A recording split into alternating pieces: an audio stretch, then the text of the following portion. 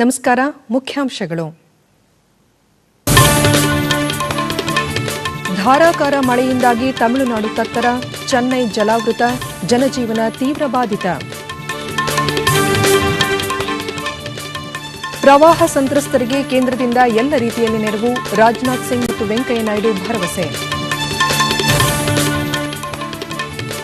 ಸಂಕಷ್ಟಕ್ಕೀಡಾಗಿರುವ ತಮಿಳುನಾಡಿಗೆ ಕರ್ನಾಟಕದಿಂದ 5 ಕೋಟಿ ರೂಪಾಯಿ ಸಹಾಯ, ಮುಖ್ಯಮಂತ್ರಿ Siddaramaiah. Indonesia open badminton tourney, ಭಾರತದ ಆಟಗಾರರ ಮುನ್ನಡೆ.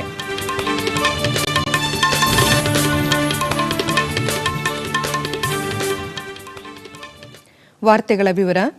ತಮಿಳುನಾಡು, ಆಂಧ್ರಪ್ರದೇಶ ಮತ್ತು ಪುದುಚೇರಿಯ ಕೆಲವು ಕಡೆ ಸುರಿದ ಭಾರೀ ಮಳೆಯಿಂದಾಗಿ ಜನಜೀವನ ಸಂಪೂರ್ಣ ಅಸ್ತವ್ಯಸ್ತಗೊಂಡಿದೆ.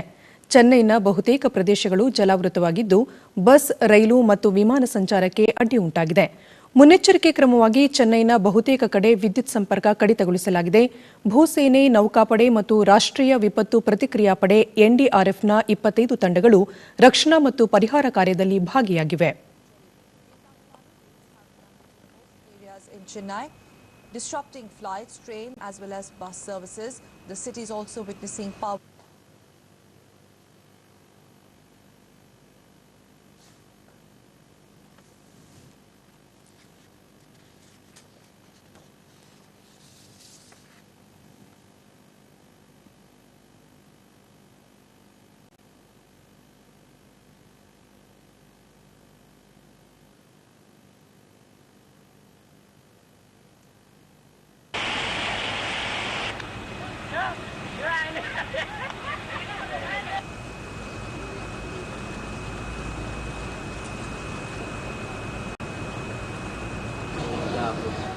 ಎನ್ಡಿಆರ್ಎಫ್ನ ಮಹಾನಿರ್ದೇಶಕ ಒಪಿ ಸಿಂಗ್, ಚೆನ್ನೈನಲ್ಲಿ ಎನ್ಡಿಆರ್ಎಫ್ನ 25 ತಂಡಗಳು ರಕ್ಷಣಾ ಮತ್ತು ಪರಿಹಾರ ಕಾರ್ಯದಲ್ಲಿ ನಿರತವಾಗಿವೆ.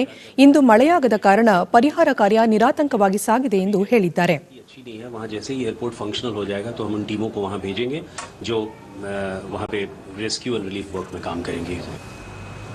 ನೌಕಾಪಡೆಯ ವಕ್ತಾರ ಕ್ಯಾಪ್ಟನ್ ಡಿಕೆ ಶರ್ಮಾ, ನೀರು ತುಂಬಿರುವ ತಗ್ಗು ಪ್ರದೇಶಗಳಲ್ಲಿ 3 ತಂಡಗಳು ಕಾರ್ಯನಿರ್ವಹಿಸುತ್ತಿವೆ. ಸಾಧ್ಯವಾದಷ್ಟು ಜನರಿಗೆ ಆಹಾರ, ಔಷಧ ಮತ್ತು ಕುಡಿಯುವ ನೀರನ್ನು ಪೂರೈಸಲಾಗುತ್ತಿದೆ ಎಂದು ತಿಳಿಸಿದ್ದಾರೆ.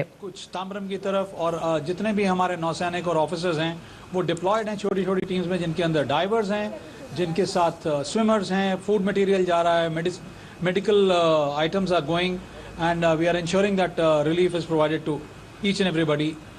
As of now, ಭಾರತೀಯ ಹವಾಮಾನ ಇಲಾಖೆಯ ಮಹಾನಿರ್ದೇಶಕ ಎಲ್ಎಸ್ ರಾಥೋಡ್, ಮುಂದಿನ 6-7 ದಿನಗಳ ಕಾಲ ಮಳೆ ಮುಂದುವರಿಯುವ ಸಾಧ್ಯತೆ ಇದೆ. ಮಳೆಯ ತೀವ್ರತೆ ಕಡಿಮೆಯಾಗಿದ್ದರೂ ನಿಲ್ಲುವ ಲಕ್ಷಣಗಳು ಗೋಚರಿಸುತ್ತಿಲ್ಲ ಎಂದು ಸ್ಪಷ್ಟಪಡಿಸಿದ್ದಾರೆ. ಈ ಮಧ್ಯೆ ನಾಗರಿಕ ವಿಮಾನಯಾನ ಸಚಿವ ಅಶೋಕ್ ಗಜಪತಿ ರಾಜು, ಚೆನ್ನೈ ವಿಮಾನ ನಿಲ್ದಾಣ ಜಲಾವೃತವಾಗಿದ್ದು ಸುಮಾರು 700 ಮಂದಿ ಪ್ರಯಾಣಿಕರು ಸಿಕ್ಕಿಬಿದ್ದಿದ್ದಾರೆ. ಅವರಿಗೆ ಆಹಾರ, ಕುಡಿಯುವ ನೀರು ಪೂರೈಸಲು ಪ್ರಯತ್ನಗಳು ನಡೆಯುತ್ತಿವೆ ಎಂದು ತಿಳಿಸಿದ್ದಾರೆ. Trying to develop a plan as to how to reach some essential material like drinking water, food, and staff is also literally stuck up. So the whole thing is paralyzed. Around 8 trains. ಭಾರತೀಯ railway ಸಾರ್ವಜನಿಕ ಸಂಪರ್ಕಾಧಿಕಾರಿ ಅನಿಲ್ ಕುಮಾರ್ ಸಕ್ಸೇನಾ, ಕೆಲವು ರೈಲು ಮಾರ್ಗಗಳು ಮುಳುಗಡೆಯಾಗಿದ್ದು 22 ರೈಲುಗಳ ಸಂಚಾರ ರದ್ದುಪಡಿಸಲಾಗಿದೆ. 8 ರೈಲುಗಳ ಸಂಚಾರ ಭಾಗಶಃ ಸ್ಥಗಿತಗೊಳಿಸಲಾಗಿದೆ ಎಂದರು. We also set up helpline numbers. ಕೇಂದ್ರ ಗೃಹ ಸಚಿವ ರಾಜನಾಥ್ ಸಿಂಗ್, ಚೆನ್ನೈನಲ್ಲಿ ಸಮರೋಪಾದಿಯಲ್ಲಿ ರಕ್ಷಣಾ ಮತ್ತು ಪರಿಹಾರ ಕಾರ್ಯಗಳು ನಡೆಯುತ್ತಿವೆ.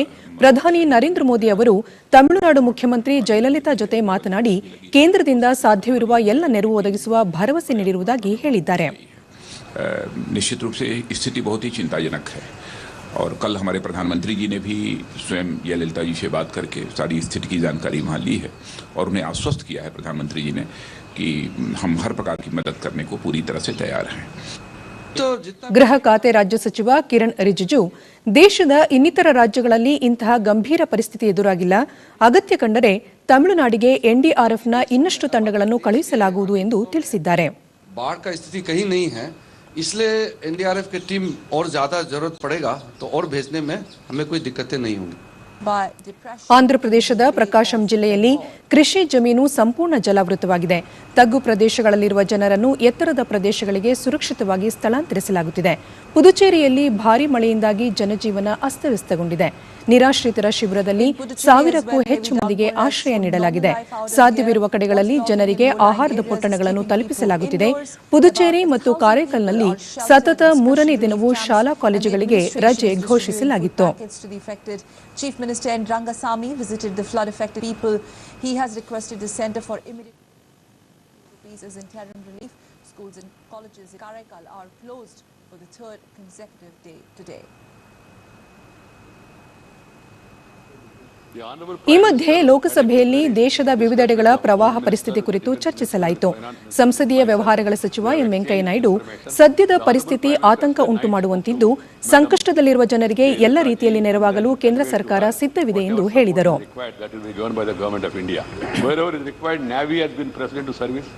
Army has been put on alert and they are also giving helping hand. NDRF teams have been dispatched. They are doing their best in Chennai. There is need for further teams support from center. That also will be given to them.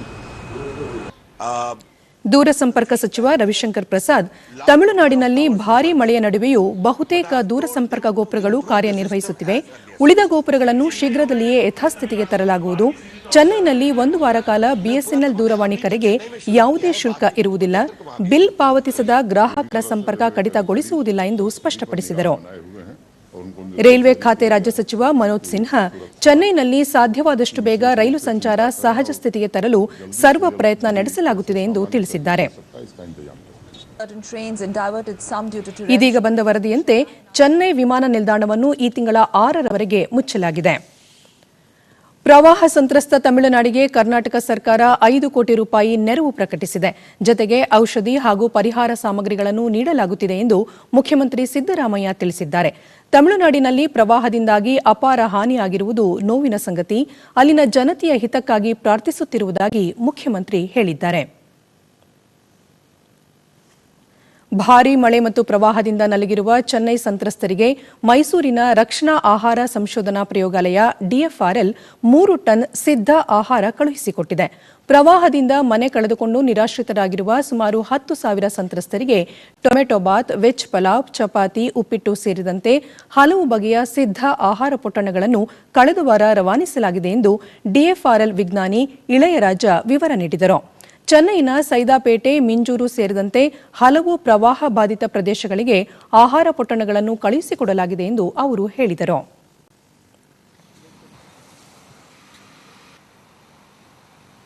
As per the instruction of headquarters, so last week we supplied almost 3 tons of foods to Chennaitis, those flood victims of Chennai.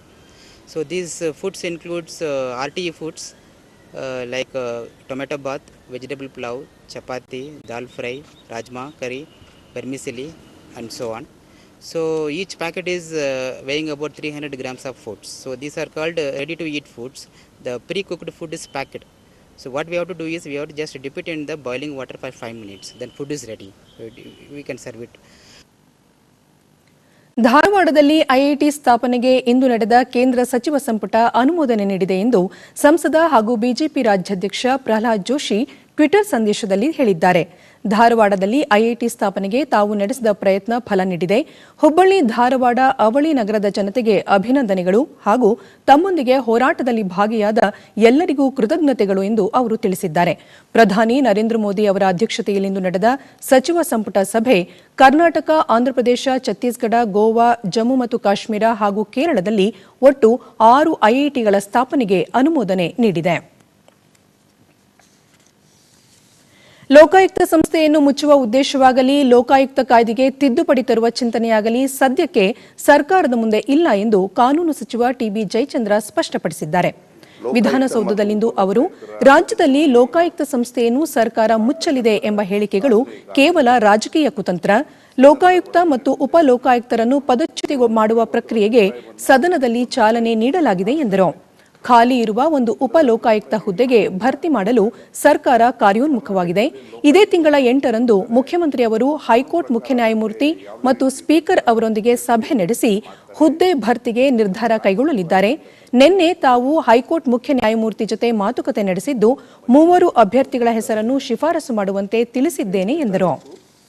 ಮುಖ್ಯಮಂತ್ರಿಗಳ ಅಧ್ಯಕ್ಷತೆಯಲ್ಲಿ chief justice ಮತ್ತು speakers ಅವರೆಲ್ಲರೂ ಸೇರಿ ಸಭೆಯನ್ನು ಮಾಡಿ ಅವತ್ತು ಆ ಒಂದು ಹುದ್ದೆಯನ್ನು ತುಂಬುವಂಥ ಪ್ರಯತ್ನವನ್ನು ನಾವು ಮಾಡ್ತಿದ್ದೀವಿ.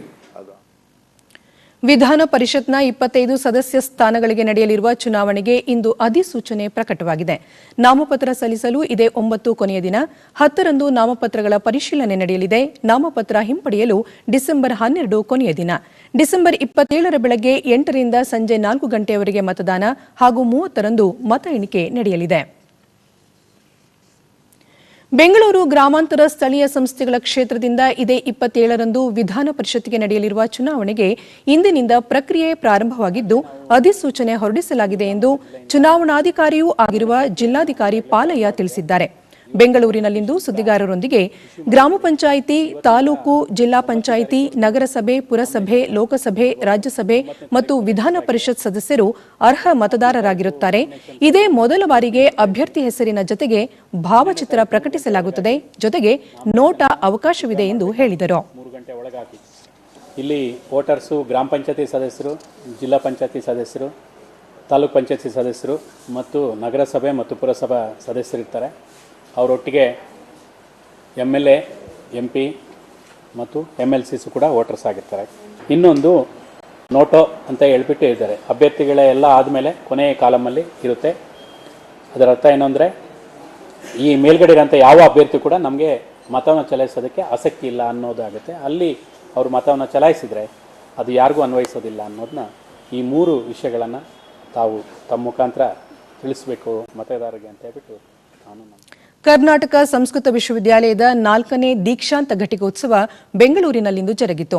ಹಿರಿಯ ವಿದ್ವಾಂಸ ಡಾ ಬನ್ನಂಜೆ ಗೋವಿಂದಾಚಾರ್ಯ ಹಾಗೂ ಮರಣೋತ್ತರವಾಗಿ ಚಿತ್ರ ನಿರ್ದೇಶಕ KSL ಸ್ವಾಮಿ ಅವರಿಗೆ ರಾಜ್ಯಪಾಲ ವಜುಭಾಯಿ ವಾಲಾ ಗೌರವ ಡಾಕ್ಟರೇಟ್ ಪ್ರದಾನ ಮಾಡಿದರು. KSL ಸ್ವಾಮಿ ಅವರ ಪತ್ನಿ ರಾಧಾ ಗೌರವ ಡಾಕ್ಟರೇಟ್ ಸ್ವೀಕರಿಸಿದರು. ಉನ್ನತ ಶಿಕ್ಷಣ ಸಚಿವ TB ಜಯಚಂದ್ರ ಪ್ರತಿಭಾವಂತ ವಿದ್ಯಾರ್ಥಿಗಳಿಗೆ ಸ್ವರ್ಣ ಪದಕ ಪ್ರದಾನ ಮಾಡಿದರು.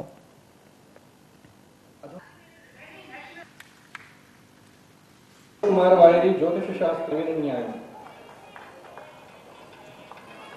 कृष्णा की महाविद्यालय ಅಂತಾರಾಷ್ಟ್ರೀಯ ಸಂಸ್ಕೃತ ಅಧ್ಯಯನ ಸಂಸ್ಥೆಯ ಅಧ್ಯಕ್ಷ ಪ್ರೊಫೆಸರ್ ವಿ ಕುಟುಂಬಶಾಸ್ತ್ರಿ ಘಟಿಕೋತ್ಸವ ಭಾಷಣ ಮಾಡಿ ಪ್ರಾಚೀನ ಭಾಷೆ ಸಂಸ್ಕೃತವನ್ನು ಉಳಿಸಿ ಬೆಳೆಸಲು ಎಲ್ಲರೂ ಕಾಳಜಿ ವಹಿಸಬೇಕು ಎಂದರಲ್ಲದೆ ಯುವ ಸಮುದಾಯ ರಾಜ್ಯದ ಸಂಸ್ಕೃತಿ ಮತ್ತು ಪರಂಪರೆ ಎತ್ತಿ ಹಿಡಿಯಬೇಕು ಎಂದು ಕರೆ ನೀಡಿದರು. ಸುಪ್ರೀಂ ಕೋರ್ಟ್ನ ಮುಖ್ಯ ನ್ಯಾಯಮೂರ್ತಿ HL ದತ್ತು ಇಂದು ಸೇವಾ ನಿವೃತ್ತಿ ಹೊಂದಿದ್ದು ನೂತನ ಮುಖ್ಯ ನ್ಯಾಯಮೂರ್ತಿಯಾಗಿ ನ್ಯಾಯಮೂರ್ತಿ ತೀರತ್ ಸಿಂಗ್ ಠಾಕೂರ್ ನಾಳೆ ಪ್ರಮಾಣ ವಚನ ಸ್ವೀಕರಿಸಲಿದ್ದಾರೆ. ಬೆಳಗ್ಗೆ 10:30ಕ್ಕೆ ರಾಷ್ಟ್ರಪತಿ ಭವನದಲ್ಲಿ ನಡೆಯಲಿರುವ ಸಮಾರಂಭದಲ್ಲಿ ರಾಷ್ಟ್ರಪತಿ ಪ್ರಣಬ್ ಮುಖರ್ಜಿ ಪ್ರಮಾಣ ವಚನ ಬೋಧಿಸಲಿದ್ದಾರೆ. ಮುಖ್ಯ ನ್ಯಾಯಮೂರ್ತಿಯಾಗಿ TS ಠಾಕೂರ್ ಅವರ ಕಾರ್ಯಾವಧಿ 2017ರ ಜನವರಿ 3ರವರೆಗೆ ಇರಲಿದೆ. ಅವರು ಕರ್ನಾಟಕ ಹೈಕೋರ್ಟ್ನಲ್ಲಿಯೂ ಕಾರ್ಯ ನಿರ್ವಹಿಸಿದ್ದರು. ರಾಜ್ಯ ಕಾರ್ಮಿಕ ಇಲಾಖೆ ಆಯುಕ್ತ ಡಾ DS ವಿಶ್ವನಾಥ್ ತುಮಕೂರಿನಲ್ಲಿಂದು ರಾಷ್ಟ್ರೀಯ ಸ್ವಾಸ್ಥ್ಯ ಬಿಮಾ ಯೋಜನೆಯ ಪ್ರಗತಿ ಪರಿಶೀಲನಾ ಸಭೆ ನಡೆಸಿದರು. ನಂತರ ಸುದ್ದಿಗಾರರೊಂದಿಗೆ ಸ್ವಾಸ್ಥ್ಯ ಬಿಮಾ ಯೋಜನೆಗೆ ತುಮಕೂರು ಜಿಲ್ಲೆಯಲ್ಲಿ 4,91,000 ಕುಟುಂಬಗಳನ್ನು ಗುರುತಿಸಲಾಗಿದ್ದು ಆ ಪೈಕಿ 84% ಕುಟುಂಬಗಳನ್ನು ನೋಂದಣಿ ಮಾಡಲಾಗಿದೆ. ಪ್ರತಿ ಕುಟುಂಬಕ್ಕೆ ಆಸ್ಪತ್ರೆಗಳಲ್ಲಿ 30,000 ರೂಪಾಯಿವರೆಗೆ ಚಿಕಿತ್ಸಾ ಸೌಲಭ್ಯ ಒದಗಿಸುವ ಕಾರ್ಯಕ್ರಮ ಕಳೆದ ವರ್ಷದಿಂದ ಆರಂಭವಾಗಿದ್ದು ಯೋಜನೆಯನ್ನು ಜಿಲ್ಲೆಯಲ್ಲಿ 2016ರ ಮಾರ್ಚ್ವರೆಗೆ ವಿಸ್ತರಿಸಲಾಗುತ್ತಿದ್ದು ಇದಕ್ಕಾಗಿ 32 ಆಸ್ಪತ್ರೆಗಳನ್ನು ಗುರುತಿಸಲಾಗಿದೆ ಎಂದು ತಿಳಿಸಿದರು. ಅಸಂಘಟಿತ ವಲಯದ ಕಾರ್ಮಿಕರಿಗೆ ಗುರುತಿನ ಪತ್ರ ವಿತರಿಸಲು ರಾಜ್ಯ ಬಜೆಟ್ನಲ್ಲಿ 10 ಕೋಟಿ ರೂಪಾಯಿ ಮೀಸಲಿರಿಸಲಾಗಿದೆ. ಕೇಂದ್ರದ ಮಾರ್ಗಸೂಚಿಯಂತೆ ಗುರುತಿನ ಪತ್ರ ವಿತರಿಸಲು ತುಮಕೂರು ಜಿಲ್ಲೆಯನ್ನು ಆಯ್ಕೆ ಮಾಡಿಕೊಳ್ಳಲಾಗಿದೆ ಎಂದು ಹೇಳಿದರು. ಪೋರ್ಟಬಿಲಿಟಿ ಅಂದ್ರೆ ಒಂದು ರಾಜ್ಯದಿಂದ ಬೇರೆ ರಾಜ್ಯಗಳಿಗೂ ಕೂಡ ಸ್ಥಳಾಂತರಿಸಬಹುದಾದ ಹಸ್ತಾಂತರಕ್ಕೆ ಸಾಧ್ಯವಾಗಬಹುದಾದಂತ ಒಂದು ಸಾಫ್ಟ್ವೇರ್ನ ಅಭಿವೃದ್ಧಿ ಮಾಡ್ತಾ ಇರ್ತಕ್ಕಂಥದ್ದು ಕೇಂದ್ರ ಸರ್ಕಾರ. ಆದಾಗ್ಯೂ ಕೂಡ ಅದನ್ನ ಪೈಲಟ್ ಬೇಸಿಸ್ ಅಲ್ಲಿ ನಮ್ಮ ರಾಜ್ಯದಲ್ಲಿ ಅದನ್ನ ಅನುಷ್ಠಾನಗೊಳಿಸಬೇಕು ಅಂತಕ್ಕಂಥದನ್ನ ಈಗಾಗಲೇ ಚರ್ಚೆಯನ್ನು ನಡೆಸಿ ತುಮಕೂರು ಜಿಲ್ಲೆಯನ್ನ ಇಂಡೋನೇಷ್ಯಾದ ಮಲಾಂಗ್ನಲ್ಲಿಂದು ಆರಂಭವಾದ Indonesia masters Grand Prix Gold badminton ಟೂರ್ನಿಯಲ್ಲಿ ಭಾರತದ PV Sindhu, K Srikanth, HS Pranay ಹಾಗೂ ಗುರುಸಾಯಿ ದತ್ ಮುನ್ನಡೆ ಸಾಧಿಸಿದ್ದಾರೆ. सिंधु इन दिनों शानदार फॉर्म में चल रही ಮಹಿಳೆಯರು ಮತ್ತು ಪುರುಷರ ಸಿಂಗಲ್ಸ್ ವಿಭಾಗಗಳಲ್ಲಿ ತಮ್ಮ ಎದುರಾಳಿಯ ವಿರುದ್ಧ ಜಯ ದಾಖಲಿಸಿದ ಅವರು ಎರಡನೇ ಸುತ್ತಿಗೆ ಪ್ರವೇಶಿಸಿದ್ದಾರೆ. ಭಾರತ ಮತ್ತು ದಕ್ಷಿಣ ಆಫ್ರಿಕಾ ನಡುವಣ 4ನೇ ಹಾಗೂ ಅಂತಿಮ ಕ್ರಿಕೆಟ್ ಟೆಸ್ಟ್ ದೆಹಲಿಯ ಫಿರೋಜ್ ಶಾ ಕೋಟ್ಲಾ ಕ್ರೀಡಾಂಗಣದಲ್ಲಿ ನಾಳೆ ಆರಂಭವಾಗಲಿದೆ. ಈಗಾಗಲೇ 2-0 ಅಂತರದಲ್ಲಿ ಸರಣಿ ಗೆದ್ದಿರುವ ಭಾರತ ನಾಳೆ ಆರಂಭವಾಗಲಿರುವ ಪಂದ್ಯದಲ್ಲೂ ಗೆದ್ದು ಅತಿ ದೊಡ್ಡ ಸರಣಿ ಗೆಲುವನ್ನು ತನ್ನದಾಗಿಸಿಕೊಳ್ಳುವ ಉತ್ಸಾಹದಲ್ಲಿದೆ. ಕಳೆದ 3 ಟೆಸ್ಟ್ಗಳಲ್ಲಿ ದಕ್ಷಿಣ ಆಫ್ರಿಕಾದ 50 ವಿಕೆಟ್ಗಳಲ್ಲಿ 44 ವಿಕೆಟ್ಗಳನ್ನು ಉರುಳಿಸಿದ ಕೀರ್ತಿ ಭಾರತದ ಸ್ಪಿನ್ ತ್ರಯರಿಗೆ ಸಲ್ಲುತ್ತದೆ. ಫಿರೋಜ್ ಶಾ ಕೋಟ್ಲಾ ಕ್ರೀಡಾಂಗಣವು ಸ್ಪಿನ್ ಸ್ನೇಹಿ ಎಂದು ಕ್ರಿಕೆಟ್ ಪಂಡಿತರು ಹೇಳುತ್ತಿದ್ದಾರೆ. ಬೆಂಗಳೂರಿನಲ್ಲಿ ನಡೆದ ಟೆಸ್ಟ್ ಮಳೆಯಿಂದಾಗಿ ಡ್ರಾನಲ್ಲಿ ಮುಕ್ತಾಯಗೊಂಡಿತ್ತು. ಕೊನೆಯಲ್ಲಿ ಮತ್ತೊಮ್ಮೆ ಮುಖ್ಯಾಂಶಗಳು. ಧಾರಾಕಾರ ಮಳೆಯಿಂದಾಗಿ ತಮಿಳುನಾಡು ತತ್ತರ, ಚೆನ್ನೈ ಜಲಾವೃತ, ಜನಜೀವನ ತೀವ್ರ ಬಾಧಿತ. ಪ್ರವಾಹ ಸಂತ್ರಸ್ತರಿಗೆ ಕೇಂದ್ರದಿಂದ ಎಲ್ಲ ರೀತಿಯಲ್ಲಿ ನೆರವು, ರಾಜನಾಥ್ ಸಿಂಗ್ ಮತ್ತು ವೆಂಕಯ್ಯ ನಾಯ್ಡು ಭರವಸೆ. ಸಂಕಷ್ಟಕ್ಕೀಡಾಗಿರುವ ತಮಿಳುನಾಡಿಗೆ ಕರ್ನಾಟಕದಿಂದ 5 ಕೋಟಿ ರೂಪಾಯಿ ಸಹಾಯ, ಮುಖ್ಯಮಂತ್ರಿ Siddaramaiah. Indonesia open badminton tourney, ಭಾರತದ ಆಟಗಾರರ ಮುನ್ನಡೆ.